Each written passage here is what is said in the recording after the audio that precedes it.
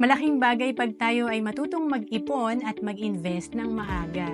Magbigay tayo ng sample dito, si Mr. Save Early na nagsimula at the age of 30. Pero si Mr. Wait Longer, 15 years nag-delay, 45 years old siya nag-start. And i-compare natin, si Mr. Save Early, nag-start siyang mag-ipon at mag-invest ng 3,000 pesos per month sa loob lang ng 7 years, kagaya sa Kaiser.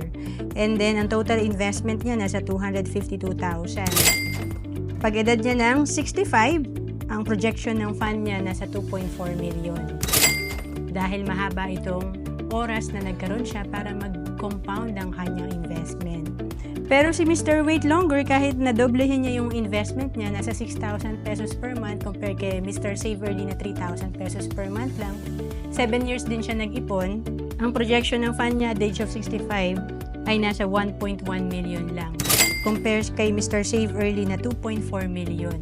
Ang laki ng difference. At kung naghahanap ka kung saan ka pwede mag-ipon at mag-invest, pwede ka magsimula sa Kaiser. Ito rin yung sinimulan kong savings program noong 2012.